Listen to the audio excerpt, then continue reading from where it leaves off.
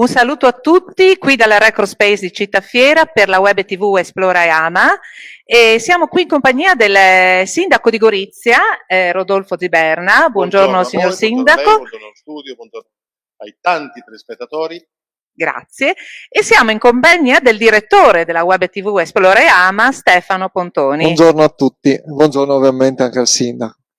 Allora, io, dato il periodo, approfitterei della presenza del primo cittadino di Gorizia per chiedergli come si affronta la situazione attuale così difficile con tutte queste restrizioni in un ruolo importante come il suo.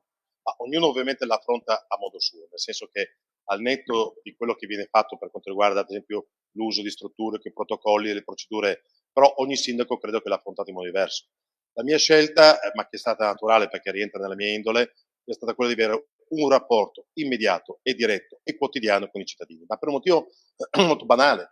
Le persone per definizione hanno paura di quello che non conoscono, non per nulla i luoghi comuni, cosa c'è dietro l'angolo, cioè se io so che attraversata quella porta c'è il buio, un buio nero, nero, nero impenetrabile e so che è pieno zeppo di insidie, io non mi muovo con estrema paura. Allora, se io invece spiego, guarda che fai attenzione, sulla destra ci sono insidie, sulla sinistra invece puoi camminare agevolmente, io da cittadino, perciò pur con tutte le cautele, cammino sulla sinistra. Ma per dire che cosa?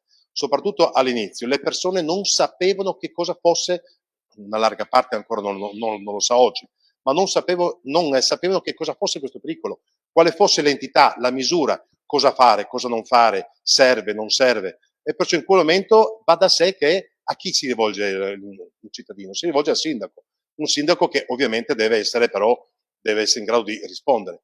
Io nei mesi più intensi, non nei mesi di coronavirus, perché ancora abbiamo il coronavirus, nei mesi più intensi, perciò mi riferisco a marzo, aprile, maggio, giugno, e non dimentichiamoci che il caso numero uno nel Friuli Venezia Giulia è stato proprio ha avuto luogo, è nato a Gorizia. Perciò nei mesi più intensi io personalmente, quotidianamente, dedicavo dalle 5 alle 6 ore esclusivamente per rispondere alle domande dei cittadini con mail, WhatsApp, Messenger, con i social, personalmente e mai meno, ripeto, di 5 ore, 250, 300, 320 risposte che io davo ogni giorno, ma delle più banali. All'inizio l'interpretazione dei diversi DPCM che si sono susseguiti, ovviamente io mi metto nei panni dei cittadini, ma anche perché molti sindaci, amministratori della mia provincia, piuttosto che amici della regione, si rivolgevano a me, ma perché per la mia forma mentis, dopo anni o decenni di diritto amministrativo, era più facile per me, come all'epoca scrivevo leggi e su un versante e sull'altro, l'interpretazione mi veniva più agevole, anche la sintesi e l'illustrazione di tante volte linguaggi che sono burocratici. Allora spiegare alle persone, poi che cosa attraverso all'inizio anche con altoparlanti, laddove ravvisavo la necessità di un'immediata conoscenza, ho adottato poi uno strumento molto facile, molto blando, è quello del volantino, cioè 4 facciate, 6 facciate, io facevo recapitare, stampavo con una cadenza di ogni 30 giorni a seconda, e stampavo e facevo recapitare nel volgere di pochi giorni in tutte le famiglie dei goriziani, in tutte le cassette delle lettere. L'importante perciò era informare con estrema trasparenza, ma senza fare del terrorismo. Si può perciò dire alle persone: guardate, questo accade se ti comporti in questo modo, questo non accade se ti comporti nell'altro modo. Cioè la progressiva acquisizione della consapevolezza, che è l'ABC di qualunque cosa noi vogliamo comunicare ai cittadini. Questo per quanto riguarda l'approccio mio nei confronti dei cittadini. L'approccio nel confronto dell'amministrazione invece parimenti importante, perché la mia prima giunta d'urgenza l'ho convocata all'indomani del caso numero uno del Friuli Venezia Giulia, rammento ancora, avevo ospiti a casa mia a cena, era un sabato sera, il titolare di questa grande azienda regionale mi ha telefonato per dirmi: sindaco, non ho una bella notizia da darti, abbiamo un positivo proprio nell'azienda che è la sede del tuo comune. All'indomani io ho convocato immediatamente alla sera per l'indomani la giunta comunale e perciò alle 9 del mattino del giorno dopo eravamo già riuniti in giunta per capire quale provvedimento immediatamente dovessi adottare. necessariamente quando c'è l'emergenza, ancora di più, deve esserci una e una sola persona che è al corrente di tutto. Quella persona, solo quella persona può delegare alcune cose ad altre, ma non è possibile che un sindaco operi come non in emergenza. Perciò i miei assessori mi hanno coadiuvato naturalmente, però il sindaco era dalla mattina alla sera a rapportarsi senza mediazioni direttamente con tutti i dirigenti, tutti i funzionari, Croce Rossa, Protezione Civile. Io sono stato il primo comune in regione che ho attivato subito la COC. Per i non addetti ai lavori, che cosa ho fatto? Ho attivato immediatamente la protezione civile nel livello più basso e progressivamente l'ho fatta alzare a seconda delle necessità, sempre con una marcia in più. Per chi non è addetto ai lavori ma guida la macchina, anziché andare in quarta andavo in terza per essere pronto col motore per consentire una reazione immediata. Perciò non vorrei dilungarmi troppo, ditemi voi, ho fatto prima, ecco, svelo ai telespettatori, ho confidato al direttore che sono logorroico, nel senso, però ho dato ampia facoltà a chi mi sta intervistando, alla destra e alla sinistra, di abbattermi, grazie al cielo, avvalendomi anche del fatto che peso 126 kg, perciò sarebbe stato estremamente difficile abbattermi, però dando autorizzazione assolutamente a fermatemi quando volete. Ecco, sindaco, a me sorge un quesito, perché comunque il suo comune, insomma, in questi anni sta portando avanti importanti progettualità di sviluppo, di crescita, no? Anche del territorio, opere pubbliche. Quanto questo, diciamo, questo accadimento, che purtroppo non era previsto, va a complicare una progettualità su un quinquennio? Tanto, tantissimo. Innanzitutto che è bene che i cittadini sappiano ancora di più quanto è diverso il settore privato da quello pubblico. Da quando mi viene in mente di fare qualcosa, quando posso avviare la realizzazione, passano 3 o forse anche 4 anni. Perciò dal momento in cui viene ideato, proposto, da quando ce l'ho in mente, la condivisione con i partner più vicini, il reperimento delle adeguate risorse, perché non parliamo di un acquisto di un chilo di chiodi o di una risma di carta, il far entrare il progetto nel triennale, cioè in atti amministrativi del comune, si chiama triennale dell'opera pubblico, ma si poteva chiamare in qualunque altro modo. Poi dobbiamo progettare intanto assegnare la progettazione, perciò va fatta una gara per la progettazione, perciò dobbiamo perdere tempo. Capiamo che sono già tempi biblici, ma no? Fare la gara, lavoro. attendere perciò, e poi in quel momento appena poi, perciò dico almeno 3 anni, almeno 3 anni. Se nel frattempo ci mettiamo dentro, pensiamo appunto, visto lei ha citato Gorizia, io ho circa 80, oltre 80 cantieri, dal più piccolo al più grande. Ogni cantiere ha bisogno della piccola cosa e della grande cosa. Fino al RUP, che cos'è? Il responsabile unico del procedimento. Perciò una persona fisica, se quella persona fisica è assente perché è in videoconferenza, non si possono esercitare quei controlli e rapportarsi con le persone, non si può andare in un cantiere in videoconferenza, non si può parlare con un responsabile del cantiere in videoconferenza. Sono tutte rallentamenti che appesantiscono di tanto le procedure. Poi basta che accada che in quell'ufficio c'è una persona che è risultata positiva per mandare a casa in quarantena tutte le persone in attesa degli esiti. Invece, in termini di risorse, scusa se la interrompo, sindaco, che ovviamente anche la regione, no, che sostiene, no, i comuni, gli consente, no, di operare, ha dovuto stringere un po' la cinghia, cercare di recuperare risorse dal territorio e riassegnarle all'emergenza. Ecco, quanto questo è un'ulteriore complicanza, la mancanza di risorse per un comune? Si può dire che Udine lei spara su un uomo morto? O sta infierendo? No, no, no, no, è una battuta. Mancherebbe. No, ma anche perché poi io mi permetto di interrompervi. Ma tutti per sanno dire che alla donna dobbiamo consentire tutto perché sennò ce la fa pagare. Ecco, perciò... quindi io mi prendo la parola.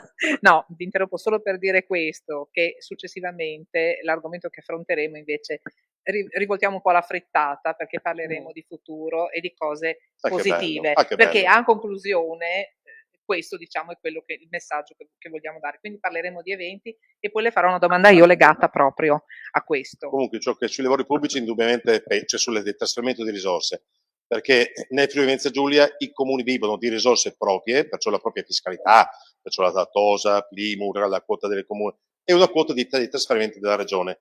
ma proprio perché è una regione a statuto speciale e largamente virtuosa rispetto alle altre regioni. Noi abbiamo corso un pericolo gravissimo nella negoziazione tra il governatore Federica e il premier Conte, laddove se non fosse andata come speravamo, noi ci saremmo trovati come regione con 700 milioni di euro in meno, su un bilancio di circa 4 miliardi, poco più di 4 miliardi di euro del Friuli Venezia Giulia. Capiremo tutto che si sarebbe tradotto necessariamente in minori trasferimenti ai comuni, oltre che naturalmente alle imprese, eccetera, perciò meno servizi. Io non so, francamente non lo so, faccio outing, non so ancora come farò il bilancio il prossimo anno, ma perché? Io ho dovuto intanto trasferire al prossimo anno tutto quello che era trasferibile e tutto quello che ho potuto invece raccogliere o destinare all'emergenza. Tutto quello che era rinviabile l'ho rinviata d'amblè e perciò ho dedicato tutte le risorse, ogni euro possibile a sostenere l'emergenza. Io vorrei un attimo con lei ricordare insieme i progetti importanti che comunque sono stati fatti in questi anni, perché Gorizia insomma ha avuto, come dicevamo, una crescita importante e anche la stessa città è stata abbellita con diverse opere e poi c'è tutto un discorso di diventare una capitale europea, no? Che so che lei insomma c'è un progetto a cui sta lavorando da molto tempo. Sfonda porte aperte, mettiamoci comodi, verso i telespettatori che possono pure indossare le pantofole.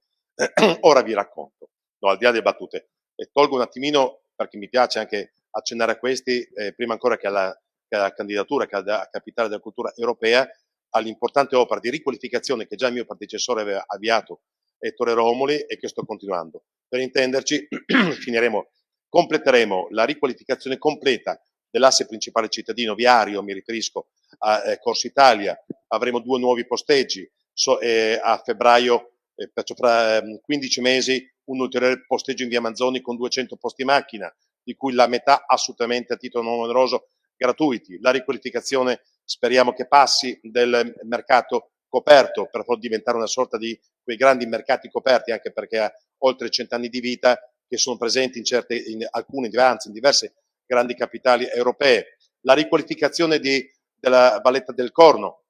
Il Corno è un torrente, entra dalla Slovenia in Italia e sfocia nel fiume Isonzo. Ebbene, abbiamo già trovato le risorse e già da diversi mesi sono partiti i lavori, ci impiegheremo 850 giorni circa per il lavoro, riqualificare soprattutto la parte del Corno che sarà tombata, che è già interrata, il cittadino perciò non ha consapevolezza, non tocca con mano. Toccherà con mano invece l'ultimo chilometro della valletta, che oggi è una zona verde, una sorta di Central Park, che però non è fruibile perché è boscaglia. Ebbene, questa valletta del Corno, 1 chilometro di area attrezzata, il Corno, acqua bianca del Corno, perciò pulita, sarà stombata, sarà riportata in superficie, piste ciclabili, luoghi paesaggistici stupendi, collegati con il retro del parco di Villa Luise, proprietà della Fondazione Coronini, che è presieduta per statuto dal sindaco pro tempore, collegato perciò un collegamento di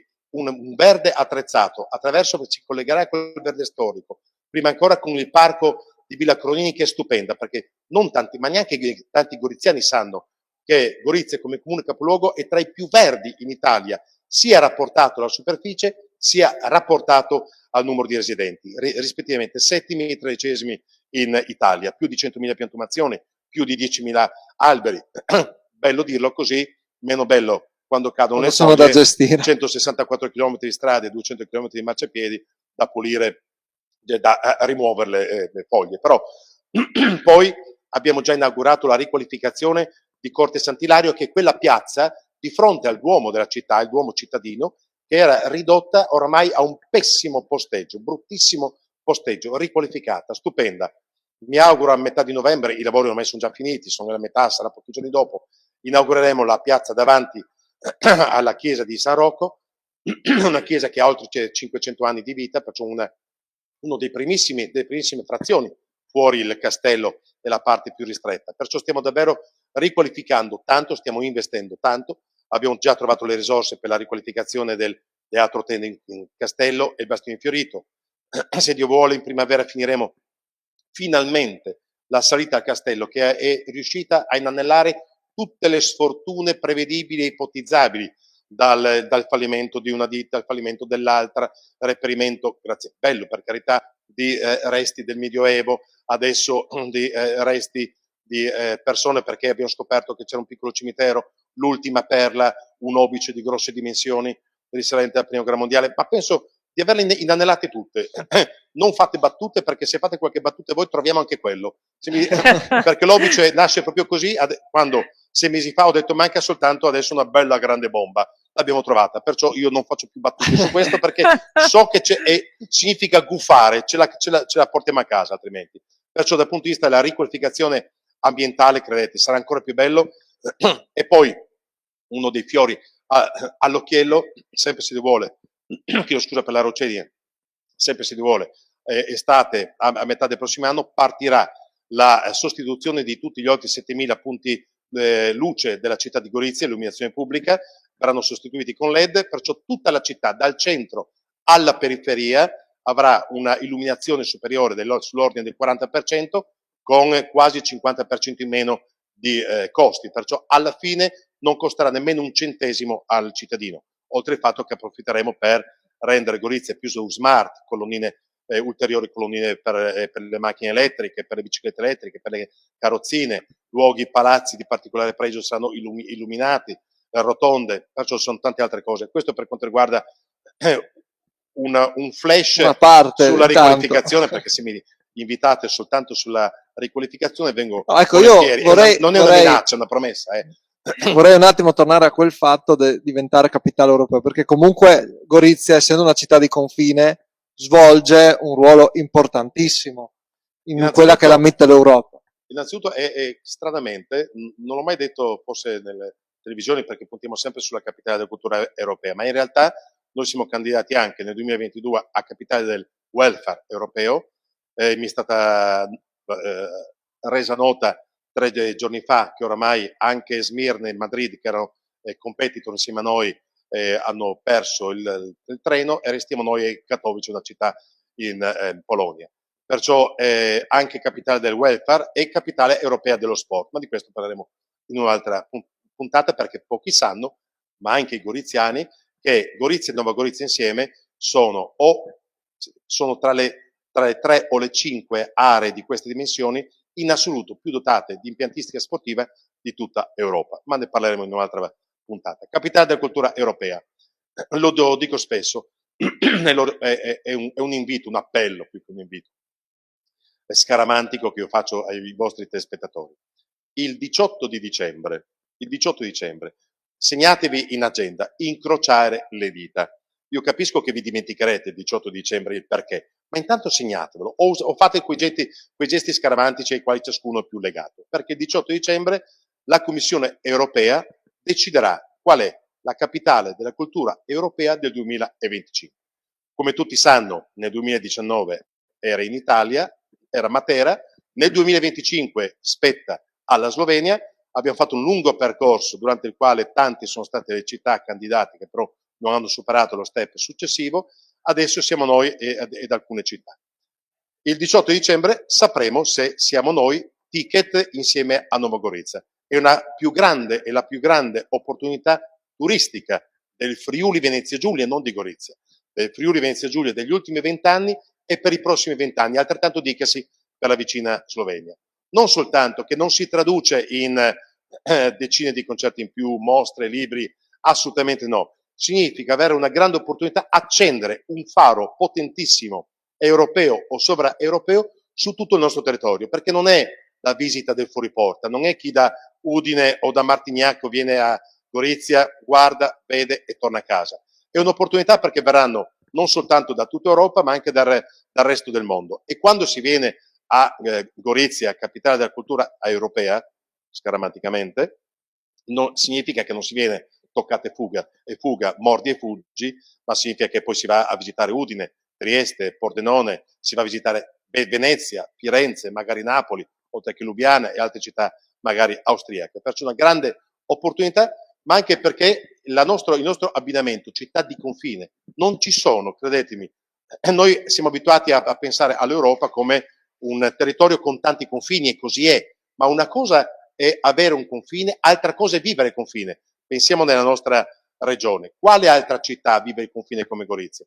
Trieste, che è Capodistria, no, perché sono a distanza. Tra Tarvisio e Villacco, no, perché non c'è una città divisa come tra Gorizia e Nova Gorizia. È la prima volta che una città, cioè la città di Gorizia, ha messo mano al suo piano regolatore generale insieme a Nova Gorizia. Il mio PRG, cioè il piano regolatore generale, perché per farlo comprendere ai cittadini, è quando si disegna un vestito per una persona. Poi verrà realizzato, gli accessori, il colore, ma intanto il disegno. Perciò come si vuole far crescere, quali destinazioni d'uso per ciascuna area, collegamenti, posteggi, piste ciclabili. Sappiamo essere un progetto, insomma, perciò dico, una grande portata. Perciò incrociate le dita il 18 di dicembre. Poi, perciò, se saremo, come voglio essere certo che saremo capitali della cultura europea, pro quota, come di piccoli azionisti di questo grande sogno, ci saranno anche i telespettatori che, ricordatevelo però, non fate gli ignorri, non adesso finito il programma ve ne dimenticate, segnatevi subito, incrociare le dita. 18 dicembre. 18 ricordarsi il 18 dicembre. E guardate che se lo dice lei, e se non lo fate, oh, sono dolori, direttore, noi le scateniamo. Assolutamente. Allora, io invece ho una domanda relativa agli eventi, perché quest'anno Gusti di Frontiera è stato penalizzato dalla situazione, ma voi siete stati bravi perché siete riusciti a reinventarvi con Gusti di Contea. Tra l'altro mi pare di capire che Gusti di Contea è la prima puntata di una manifestazione che poi verrà, diciamo così, riproposta al mese di aprile, più o meno, mi pare di aver capito, del prossimo anno. E quindi il prossimo anno ci sarà Gusti di Contea e poi speriamo, se Covid permettendo, di nuovo Gusti di Frontiera. Quindi voglio dire, pullulate voi di iniziative. Non le si può nascondere nulla, no. Non le si può, questa è un'operazione di grande direttore, questa è una grande operazione di intelligenza. Assolutamente, ai suoi informatori. Esattamente sì. Pur sfidando la sorte, perché sapevamo che le condizioni del Covid non avrebbero consentito di farlo diversamente, più che Gusti di Contea. Gusti di Contea era il primo nome che mi è venuto in mente. In realtà ho soppresso Gusti, ho lasciato Contea, profumi di cultura europea, per evitare che qualcuno anche solo lontanamente potesse associarlo a Gusti di Frontiere, perché guai se avessimo avuto anche soltanto una piccola manciata di quell'assembramento che avremmo rischiato, proprio per non creare disagi e disservizi. E effettivamente qual è? Il 28 di aprile di ogni anno la città di Gorizia, ma in realtà la contea di Gorizia, diciamo comunque la città di Gorizia, compie il suo impropriamente chiamato compleanno.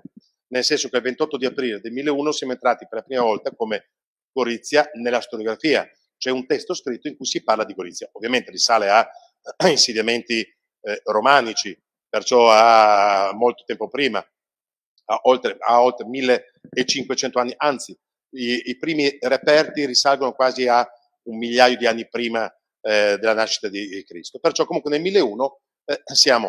E allora il 28 di aprile.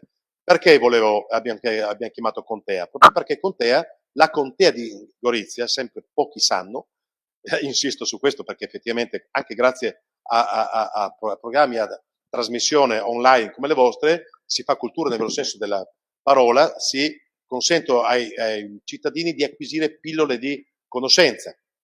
La contea di Gorizia includeva quasi tutto o larghissima parte dell'attuale regione Friuli Venezia Giulia, una parte del Veneto nel Trevigiano, una parte di Padova e di Treviso, larga parte della Slovenia, parte dell'attuale Istrica, Spizzico e Bocconi, Carinzia, parte della Stiria, e perciò diciamo che era una realtà politica anche molto importante, anche se naturalmente le condizioni erano diverse. Parliamo perciò dal 1000, l'apice l'abbiamo con Enrico II, Marquardo, perciò parliamo del 1200, 1300, 1400, fino a quando nel 1500, non avendo più dei discendenti, Gorizia sposò, o si sposò volontariamente, perciò con gli Asburgo, perciò con l'Austria, con l'impero austriaco. Perciò per noi avremo questo appuntamento fisso, che sarà un appuntamento diviso anche per materie e per luoghi. Sarà i giardini pubblici, dove si è svolto quest'anno, dove si parlerà di cultura legata rigorosamente alla storia, ma non ad una attualità, ma rigorosamente al Medioevo e alla storia della città, che naturalmente sarà arricchita con 1000 altre declinazioni.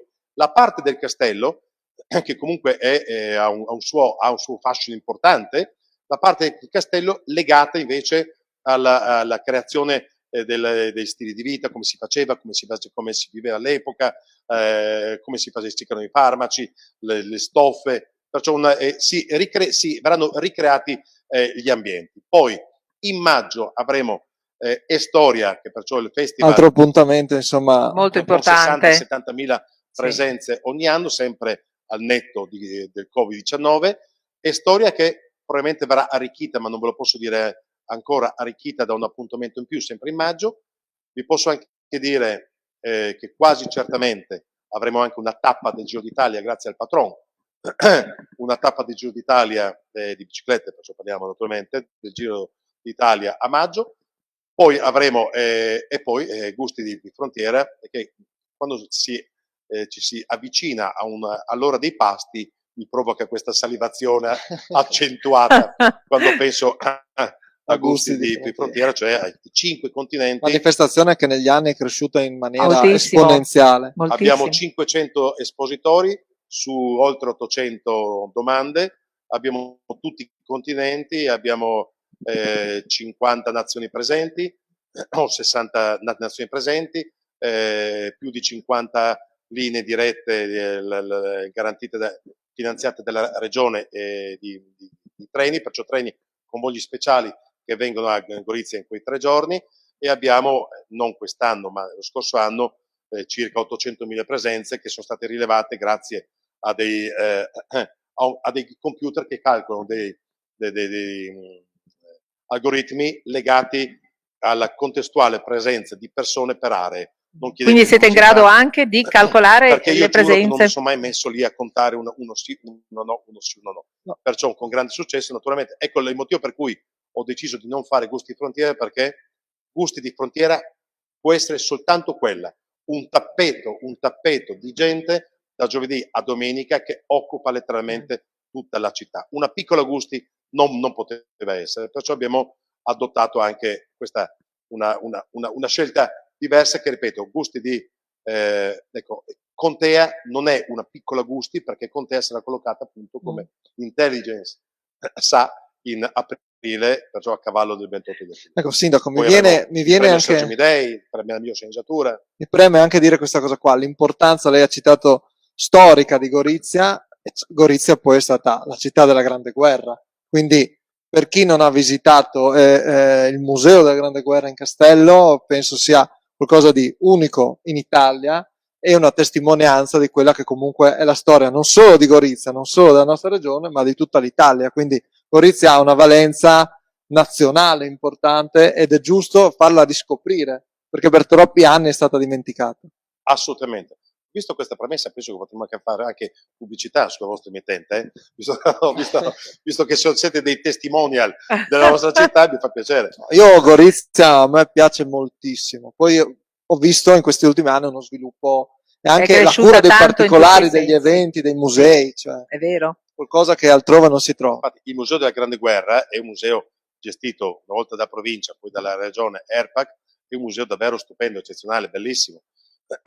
Non solo, ma tenga conto che legato alla storia, noi adesso abbiamo già realizzato e abbiamo dotato come attrezzatura il castello anche di una sorta di un tablet, ne abbiamo 104 tablet che perciò con il touchscreen le persone in 4 lingue percorrono il castello nostro con una realtà aumentata, perciò luogo per luogo, le specificazioni, chi vuole approfondire la conoscenza di un oggetto piuttosto che delle pratiche, film, come era una volta, una cosa molto bella. E adesso spenderemo 300.000 euro per una più accentuata multimediazione. Siamo capiti? Multimedialità. Ecco, sì, in realtà volevo dire non la multimedialità, ma il processo per rendere multimedializzazione. Bravi, ti sei arrischiata in questo perfetto, grandiosa multimedializzazione. Accendiamo, è questa del nostro castello, riusciremo a realizzarlo il prossimo anno, perciò un'ulteriore ragione e un ulteriore appeal del nostro maniero e un'ulteriore ragione per visitare Castello e Museo della Grande Guerra, che si trovano a 80 metri di distanza l'uno dall'altro. Ma non dimentichiamoci anche stupenda, bellissima, Villa Coronini, immersa nel Parco Coronini. Villa Coronini, ovviamente della famiglia Coronini, è una dimora storica stupenda, bellissima, da visitare, credetemi. L'ultima dimora di Carlo X, l'ultimo re di Francia, morto a Gorizia e sepolto in quella Castagnevizza che oggi si trova in Slovenia, ma davvero a pochi passi dal confine. Abbiamo anche un percorso bellissimo, ciclo pedonale, che dal nostro confine arriva alla Castagnevizza a piedi in 10 minuti. E quel posto che Carlo X non ha mai visitato, ma vedeva dalla finestra della sua camera in Villa Coronini, e aveva deciso di essere sepolto, c'è la cripta difatti della villa alla Castagnevizza, dove è stato sepolto lui e anche Maria Antonietta. Maria Antonietta è la moglie di Luigi XVI, sempre di Francia ovviamente, no? Perciò dico, sono personaggi che hanno fatto la storia d'Europa, che sono passati a Gorizia come tanti altri, per carità. La prima guerra, oltre che trovare perciò queste testimonianze in città, stiamo per investire sul Calvario, il Calvario che non era quello che si vede oggi, rigoglioso, bello, verde, stupendo, quel Calvario che era brullo, quel Calvario che non aveva nemmeno una foglia, perché era letteralmente raso al suolo nel corso della Grande Guerra a causa appunto degli accadimenti bellici. Io approfitto per un ultimo punto anche di sviluppo, che potrebbe essere potenzialmente ancora più importante, no, di tanti progetti. Il fatto che Gorizia diventi come un'area economica del retroporto di Trieste. Io so, insieme ne avevamo già parlato in altre occasioni, è questa una chance grandissima. Stupenda, perché questo è di grande attualità e grazie al cielo resta di attualità. Noi abbiamo, anzi il governo, 3 anni fa, 4 anni fa, con decreto aveva istituito in Italia, in riferimento al meridione d'Italia, delle zone franche speciali. Queste zone franche speciali adesso sono state consentite anche in altre regioni dotate di una portualità. Esattamente sono zone logistiche. C'è qualcuno al governo nazionale che sarà stipendiato soltanto per gli acronimi. ZLRS, zona logistica semplificata rafforzata. La R l'hanno aggiunta in Veneto proprio per il rafforzamento logistico. Allora, deve nascere intorno a un porto. È una zona franca laddove sarà consentito usare la leva della fiscalità nazionale in misura diversa, perciò legata all'occupazione, alle tasse da pagare, gli investimenti, che non rappresenterà in alcun modo una concorrenza a Trieste e al suo punto franco, perché un punto franco ha dinamiche diverse, vita diversa, risorse diverse, completamente diverse, anzi rappresenterà un valore aggiunto. Ecco perché Gorizia vuole essere, e lo sta facendo, vuole essere retroporto sì di Trieste. Non per nulla Gorizia ha acquistato una azione simbolicamente, ma significa che fa parte del pacchetto azionario. Siamo soci di Fernetti in attesa dello scambio di azioni tra Fernetti e la SDAG, che è la società confinaria di Gorizia, proprio perché la logistica è ormai essenziale. Chi porta delle merci da noi, dagli Stati Uniti piuttosto che dall'Asia, non sa dov'è Gorizia, dov'è Monfalcone, dov'è Trieste, sa che deve arrivare da noi.